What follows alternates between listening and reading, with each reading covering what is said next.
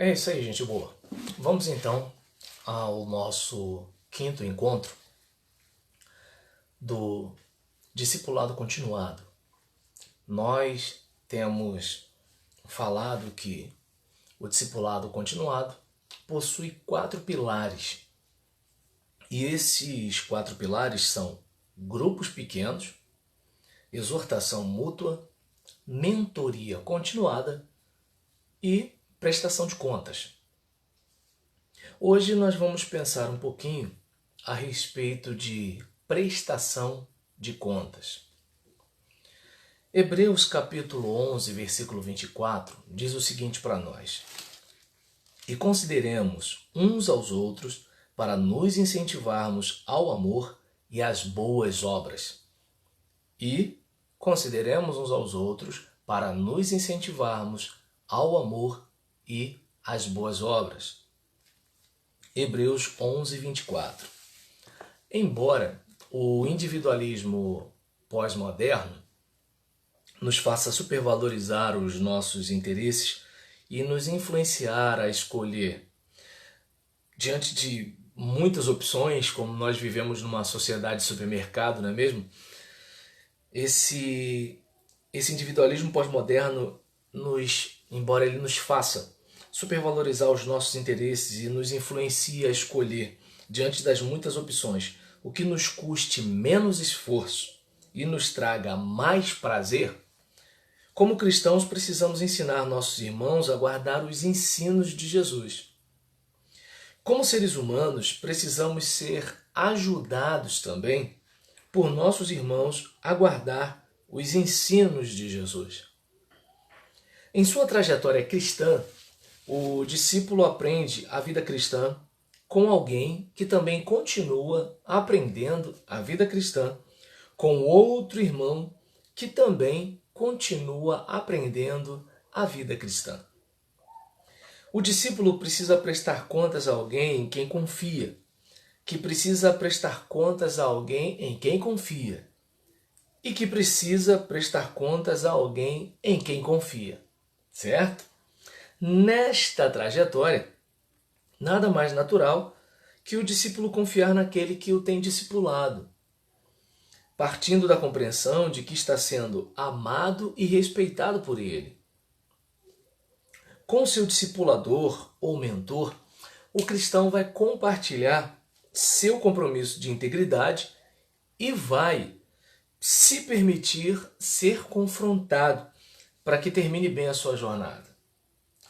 Prestaremos somente contas a alguém que consideramos. Apenas alguém que nos considera vai nos incentivar ao amor e às boas obras.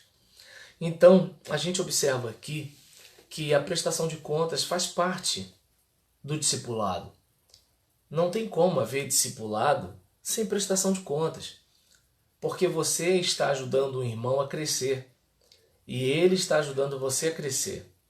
E isso acontece mediante um bate-papo de fazer e conferir. Isso acontece à medida que nós temos um sentimento de progresso. Isso acontece à medida que nós vamos conversando com alguém e esse alguém vai nos fazendo perguntas sobre nossa evolução e nós vamos respondendo com honestidade aquilo que temos alcançado, aquilo que não conseguimos alcançar, aquilo que nem tentamos alcançar, de modo que nós venhamos rever nossos pontos de vista.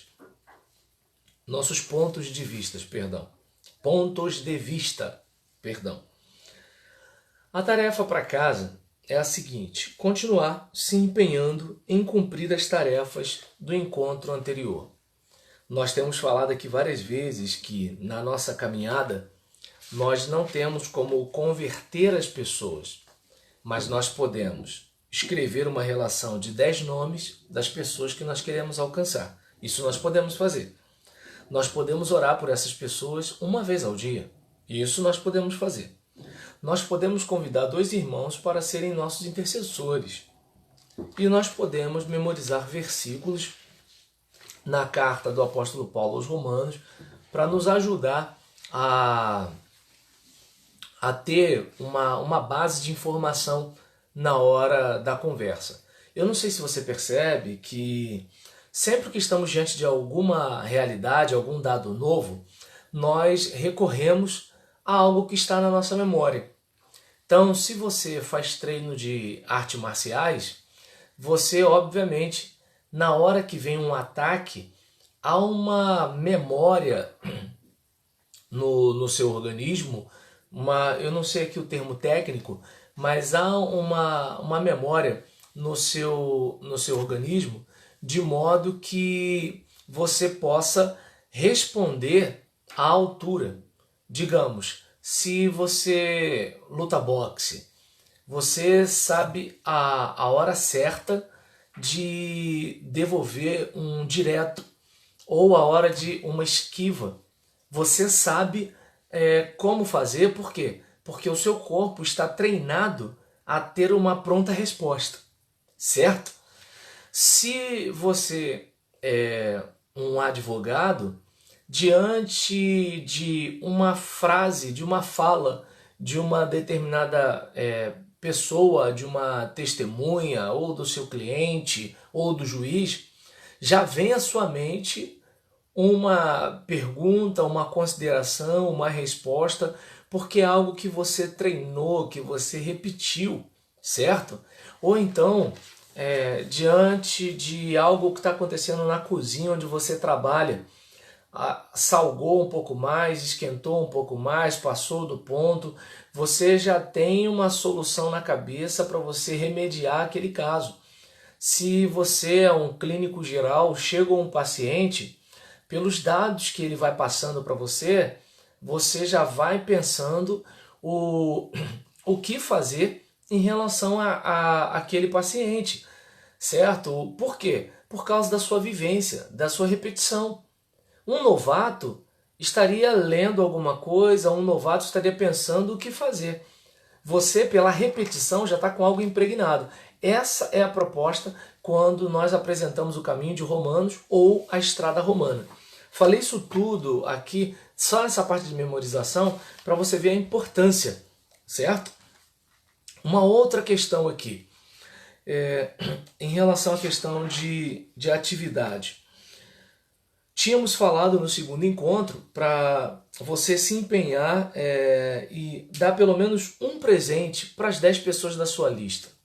Pensa comigo o seguinte, digamos que de repente você tenha comprado um fone de ouvido de celular, e você chegue para essa pessoa da sua lista e fale assim, olha, eu não sei se você está precisando, mas uma hora você vai precisar. Você tem um celular e uma hora você vai precisar de um fone, então eu trouxe aqui para você. É um gesto. E isso, querendo ou não, já ajuda a facilitar o relacionamento, até porque quem não gosta de se sentir valorizado? Numa época que ninguém se preocupa com ninguém, você dá um presente, uma lembrança para alguém que está na sua lista de oração para você alcançar para Cristo. Pense bem, você não está só querendo trazer alguém para a igreja, você está demonstrando que se importa com essa pessoa. Isso toca o coração de qualquer um. Também, no segundo encontro, foi pedido que você ligasse para pelo menos 3 visitantes. Os visitantes entram em nosso templo, saem do nosso templo e muito mal são cumprimentados. Geralmente é o dirigente que fala para o visitante ficar de pé, está todo mundo sentado. Imagine que de repente você está indo numa reunião de uma outra religião e todo mundo vai e te dá destaque naquela reunião. Eu, pelo menos, lembro de uma vez, fui com um parente meu num culto e esse parente meu tinha sido instrutor no curso de formação de sargentos do meu pastor. E aí o meu pastor, era um domingo de manhã, então só tinha esse meu visitante, era um café da igreja, eu chamei esse parente, e nisso só tinha esse visitante desconhecido das pessoas da congregação. O que aconteceu? Meu pastor, muito alegre, pediu para o meu parente ficar de pé, e aí falou, olha, tem aqui fulano de tal, e fulano de tal tirou meu couro, não sei o que, não sei o que lá, e tal. E aí nisso esse parente chegou para mim, perto de mim, no meu ouvido, e falou assim, eu tô morrendo de vergonha aqui. Então é muito comum que o visitante chegue e a gente peça para ele ficar em pé, todo mundo olha para ele, todo mundo aponta para ele, tudo tal. Quando o visitante é crente, o visitante crente gosta disso. O visitante crente gosta de ser percebido. O visitante que não é crente, não é regra geral isso não, certo? Mas agora, digamos que a pessoa que está ao lado dele o cumprimente. Imagine alguém e fala assim, você vem sempre aqui? Não, primeira vez, rapaz, olha, sou fulano de tal, a gente tem uma reunião de homens todo dia tal, a gente tem uma reunião de mães solteiras todo dia tal, olha, a turma aqui vai pro skate todo sábado, sei lá, alguma coisa assim que faça a pessoa se sentir acolhida, entende? Então o visitante, geralmente ele não passa por isso, ele vem pro culto, ele vai embora e às vezes as pessoas nem o cumprimentam. Só o dirigente lá. E o dirigente fala, aperta a mão da pessoa e tudo tal. E quando ele fica do lado de um crente pirracento, porque já viu, tem aquele crente que o dirigente fala assim, aperta a mão da pessoa que está ao seu lado. Aí ele parece que tranca assim, né? E não sou obrigado a nada. Tente se colocar no lugar desse visitante. Eu devo ser um lixo mesmo, né? O cara não me cumprimentou, não foi gentil comigo. E quando o dirigente falou para ele me cumprimentar, ainda assim ele na pirraça não me cumprimentou. Então é muito comum que aconteça isso com alguns visitantes. Ou eles têm um destaque exagerado, né? Ou eles não são percebidos quando chegam no culto. E aí, pensa comigo o seguinte, você lembra aí de um visitante, 2, 3, e digamos que de repente você ligue para a casa deles. Se é que sua igreja anotou, né, o contato do visitante, certo? Eu, pelo menos, na minha igreja, quando aparece um visitante, eu vejo com quem ele foi, certo? Eu vejo com quem ele foi e pergunto à pessoa, você pode me passar o contato do seu visitante ou você pode mandar esse áudio aqui para ele? Ah, posso sim, pastor. Eu mando um áudio. Quando eu tenho um contato, eu mando um vídeo. Acabei de mandar um agora para uma pessoa que visitou nosso culto ontem. Então, ligar pelo menos para 3 visitantes. Não vai dar tanto trabalho assim, certo? E convidar pelo menos uma pessoa para ir para o culto. Você não pode, durante 7 dias na semana, 168 horas na semana, você não tem como convidar uma pessoa para ir no culto da sua igreja? Ah, tem a pandemia. Você pode convidá-la para participar do culto online? Você pode pelo menos encaminhar o link do culto da sua igreja? Para ficar discutindo o coronavírus, para ficar discutindo o Bolsonaro, para ficar discutindo Lula livre, para ficar discutindo Big Brother, a gente consegue tempo na rede social. A gente não consegue alguns segundos para encaminhar um link do culto da nossa igreja? Você não pode fazer isso. E além de memorizar a estrada romana. No terceiro encontro, a tarefa foi visitar pelo menos um visitante. Imagine, a pessoa teve a gentileza de aceitar um convite de um membro da igreja para ir lá visitar o culto. E nem todo mundo se sente confortável num culto evangélico não, gente. Primeiro que às vezes o pastor está pregando um assunto que não tem a ver com a realidade da pessoa. Segundo que às vezes a gente está cantando louvores que não conectam com aquilo que a pessoa está cantando. Eu, por exemplo, tive um colega de trabalho que ele não conseguia entender a música do Fernandinho. Eu vou abrir o meu coração e vou deixar meu noivo entrar. Ele tinha dificuldade com isso. Outros têm dificuldade de cantar Homem de Guerra é Jeová. Peraí, Deus é homem de guerra, eu estou querendo paz.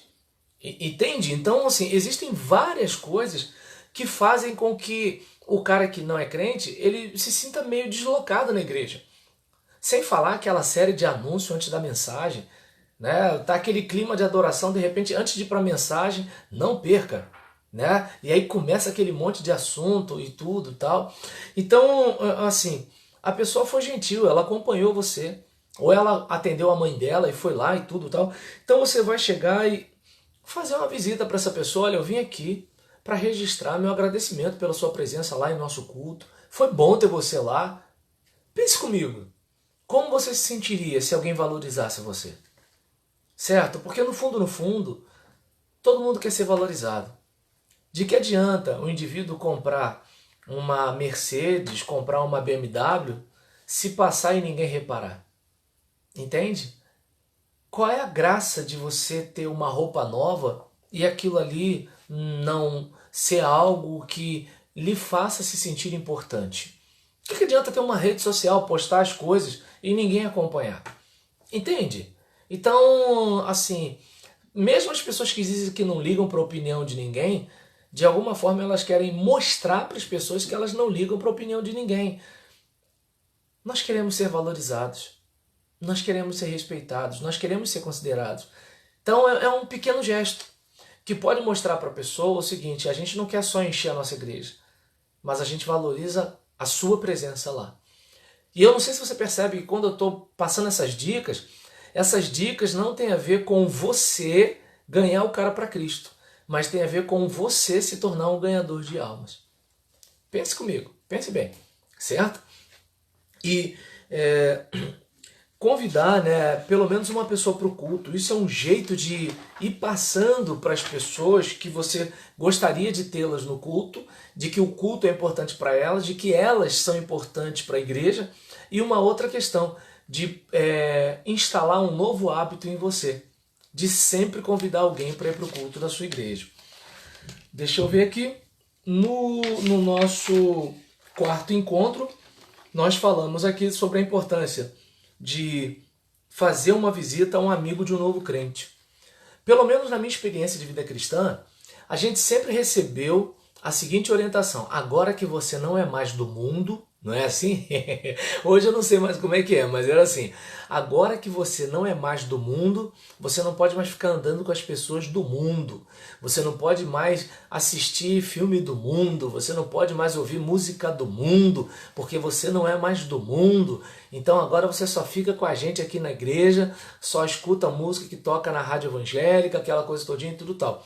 E aí esse novo convertido, ele acaba se desconectando, né, do ambiente onde ele vive, vizinhos, colegas de trabalho, faculdade e assim por diante.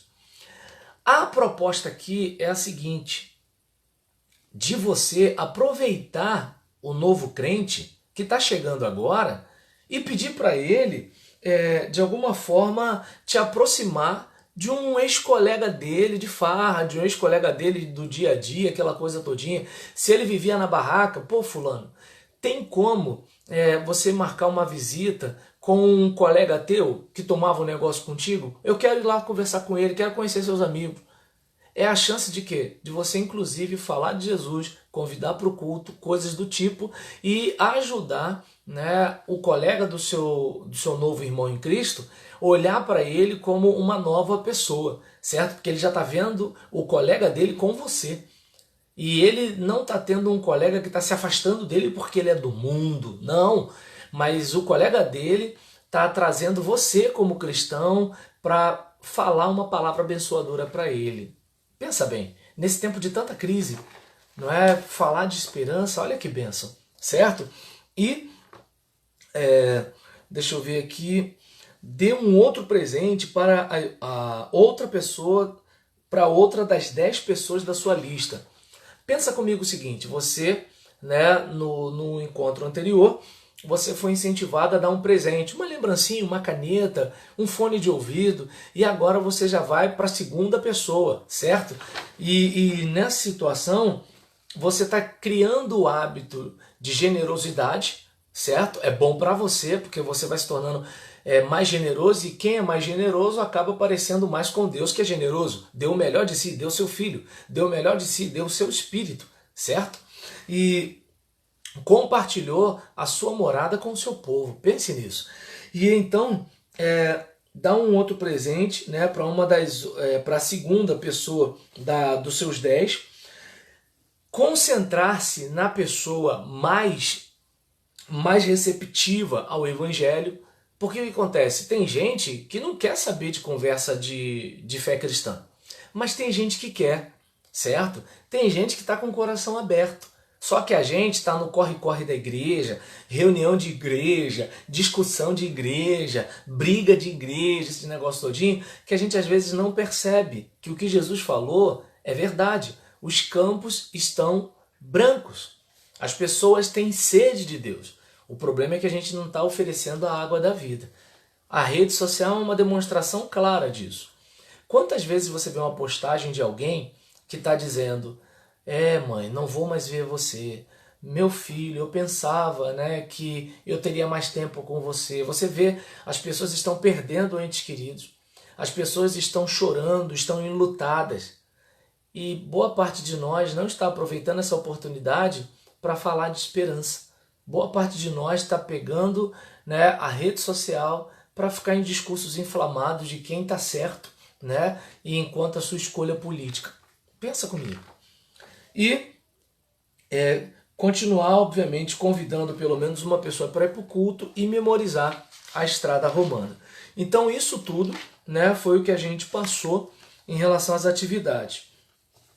Agora, a tarefa, né, que a gente está passando nesse vídeo, nesse encontro. Faça uma visita a um amigo de um novo crente. Mais um dessa vez, certo? Memorize os versículos da estrada romana e convide pelo menos uma pessoa para ir para o culto. Dê um outro presente, agora já é a terceira pessoa, dos 10 nomes da sua lista que você está orando todo dia. E faça uma pesquisa religiosa com a pessoa mais receptiva dos 10 nomes que você tem, certo? Então, que você possa fazer uma pesquisa religiosa e a partir dessa pesquisa você vai ter algumas informações que podem ajudar você nessa caminhada. Talvez você se pergunte, né? Mas como seria essa pesquisa? Bem, se você está fazendo discipulado continuado comigo na Segunda Igreja Batista em Vila Pauline, você tem um modelo de pesquisa religiosa. Se você está estudando evangelismo comigo no STEP, Seminário Teológico Escola de Profetas, você também tem esse modelo. Se você estudou evangelismo e missões comigo no Seminário Teológico Batista Meritiense, você também tem esse modelo de pesquisa, até porque você fez essas pesquisas. E se você fez discipulado continuado comigo na Igreja Batista Teles de Menezes, você também tem esse modelo de pesquisa. Até porque eu trabalho com pesquisa para entender a mentalidade das pessoas que a gente quer, de alguma forma, convidar para participar dos nossos cultos. Então, e se não, você manda uma mensagem no privado para mim que eu te dou um modelo de pesquisa religiosa, beleza? E tente compartilhar a estrada romana com alguém. Quando a gente fala de estrada romana, você obviamente vai perguntar à pessoa, né, se pode compartilhar como você viu na Bíblia, como ter certeza da vida eterna no céu com Jesus. A pessoa autorizando, certo? Aí você começa. Romanos 3,10 deixa claro para nós que ninguém é perfeito. Como está escrito, não há nenhum justo, nenhum sequer. Pense no limoeiro. O limoeiro produz limão. Se você quiser ter laranja pendurada no limoeiro, você vai ter laranjas mortas nesse limoeiro. Por quê? Porque o limoeiro não teve a natureza transformada para produzir laranja. Ele só pode produzir algo segundo sua natureza. Da mesma forma nós. Não tem como viver para Deus e agradar a Deus com a natureza que temos. Nossa natureza é caída, certo? E vamos pensar inclusive num porquinho. Você vai passar talco nele, colocar corrente, você vai chamá-lo de totó, mas ele não vai se tornar um cachorro porque você está tratando-o como cachorro. Certo? Porque a natureza dele é uma natureza suína, não é canina. Beleza? Romanos 3,23 deixa claro para nós que somos pecadores, pois todos pecaram e estão destituídos da glória de Deus. Digamos que de repente você cometesse 3 pecados diários. Só 3 pecados por dia, imagine. Meu Deus do céu, como seria bom para mim só 3 pecados por dia. Mas vamos lá, 3 pecados por dia. São 21 pecados por semana. Além de 21 pecados por semana, você teria 90 pecados por mês. Vamos arredondando. E aí, no meu caso, eu tenho 46 anos. Eu teria 46 mil pecados. Olha o quanto eu ofendi a Deus nesses 46 anos. Então não tem como agradar a Deus nos meus méritos se eu ofendi tanto a Deus? É claro que na cabeça de algumas pessoas, pecado é beber, fumar, bater em alguém, matar, essas coisas todas.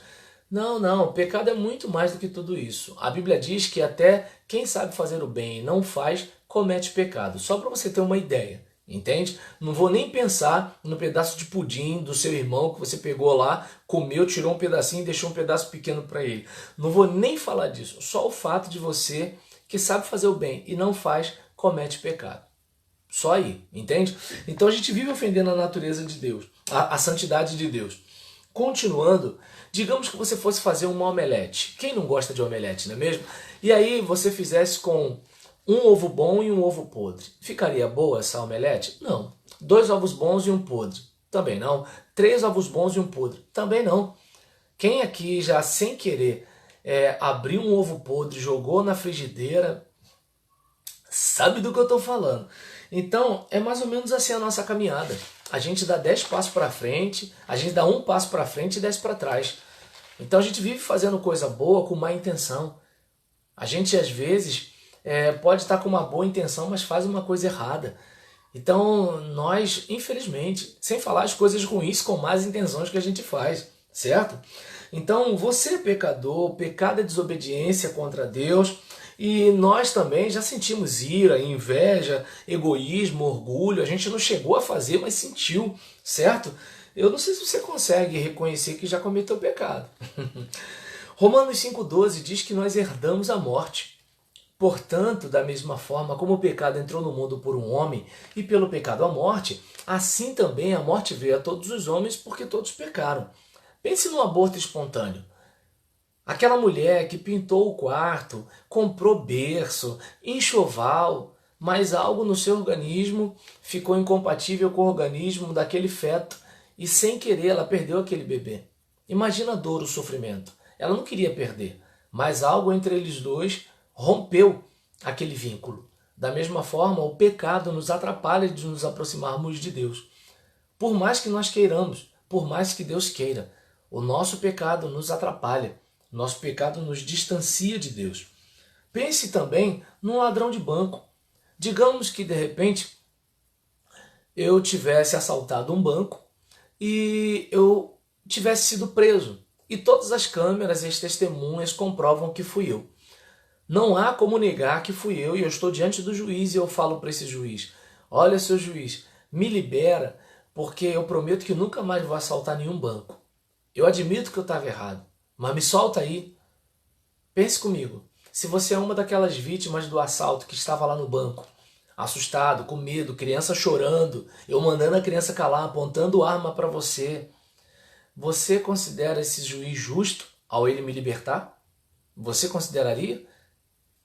Aí eu pergunto, por mais que a gente entenda que Deus é amor, Deus seria justo liberar todo mundo assim? Pense. Então, a gente precisa observar aqui que todos nós merecemos a morte e o inferno por causa do pecado. Todos nós, você e eu, certo?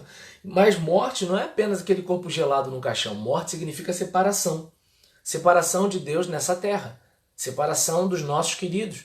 Separação de Deus por toda a eternidade. Então, de acordo com a Bíblia, todos nós merecemos a morte por causa do pecado na nossa vida. Romanos 5,8 deixa claro que Cristo morreu por nós. Deus demonstra o seu amor por nós. Cristo morreu em nosso favor quando ainda éramos pecadores. Pense no livro de registro de pecados. Está aqui, né, o registro dos meus 46 pecados e nisso eu estou carregando esse peso até que Jesus ele leva os meus pecados sobre si. Quando eu creio, eu me aproprio dessa verdade. E aí nisso Jesus passa a levar os meus pecados, os meus 46 mil pecados, e eu fico livre desse fardo. E eu fico próximo da luz de Deus sobre a minha vida. Olha que coisa tremenda, certo? Então, essa é a proposta de Deus para mim e para você. Que eu e você possamos experimentar esse amor de Deus na nossa vida. Continuando aqui, em relação à questão, né, de você receber a salvação pela graça. Suponhamos que você fosse um mendigo, né? Melhor, digamos que eu fosse um mendigo. O mendigo não trabalha para ter o seu recurso. Ele vive do favor de terceiros. Muitas vezes nós queremos conquistar o céu com as nossas virtudes.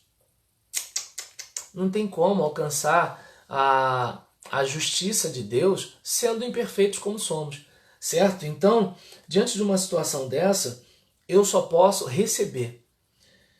Jesus Cristo é o nosso único Salvador, mediador e Senhor, porque Ele foi o único que pôde morrer na cruz para pagar pelo nosso pecado. Por mais que alguém quisesse, não teria uma vida perfeita para pagar em troca das nossas vidas imperfeitas. Depois de Jesus Cristo ter morrido na cruz pelos nossos pecados, Ele ressuscitou, Ele venceu a morte. Então, o salário do pecado é a morte. Ele morreu por nós para pagar, né, pelos nossos pecados. E depois Ele ressuscita, né? E nisso Ele vence a morte, que era o último estágio do pecado contra nós. Quando nós cremos, nós pela fé morremos com Cristo e ressuscitamos para uma nova vida. A morte não reina mais sobre nós. E a pergunta é, você crê que Jesus é o seu único mediador e salvador? Romanos 6,23 deixa claro que a vida eterna é um presente.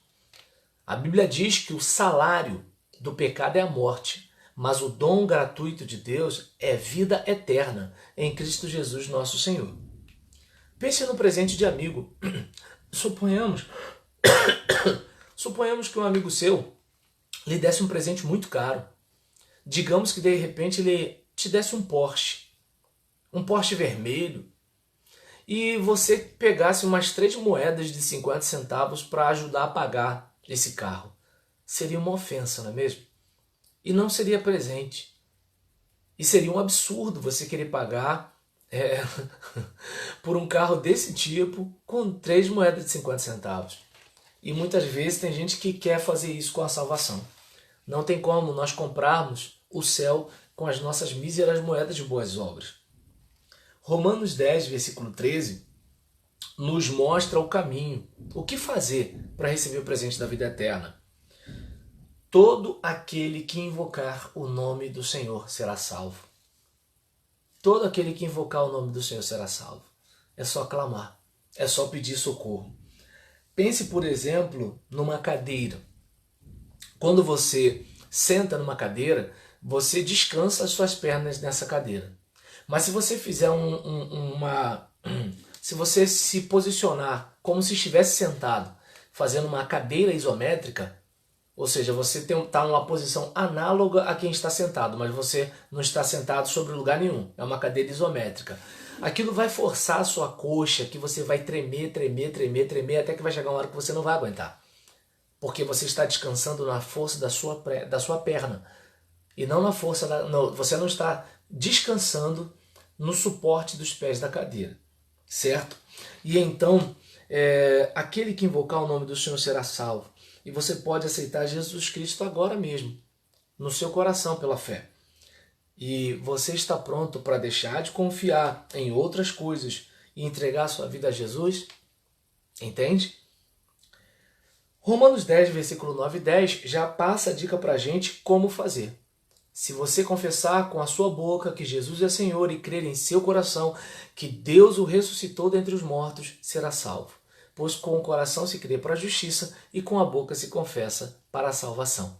Diante disso aqui, né, para você receber Jesus Cristo, você tem que se arrepender dos seus pecados e colocar a sua fé nele como seu único mediador, salvador e Senhor. Então, não sei se dá para perceber que tem muita gente que confunde ser crente, ir para a igreja, ser católico. Não. Receber a salvação tem a ver com crer que Jesus pagou pelo preço da nossa salvação. Que ele morreu em nosso lugar para que nós não fôssemos condenados pelo pecado que cometemos.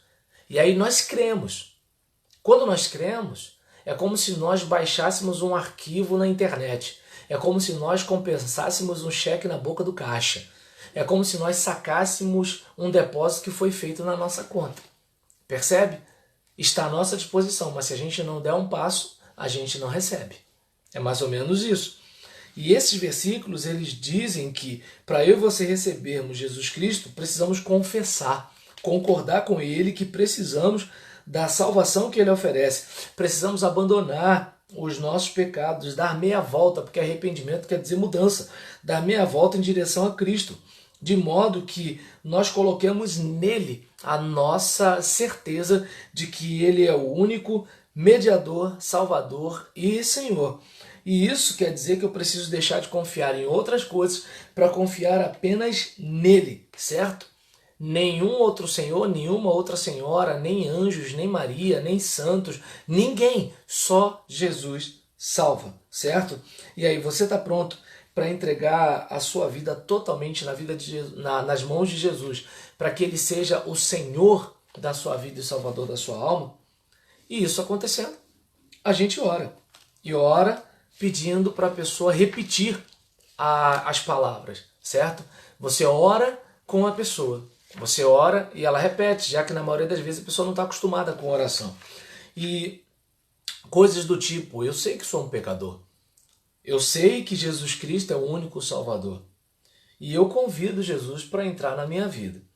Eu entrego a minha vida plenamente na mão dele, para ele ser o meu Senhor, e o recebo também como meu único Senhor e Salvador.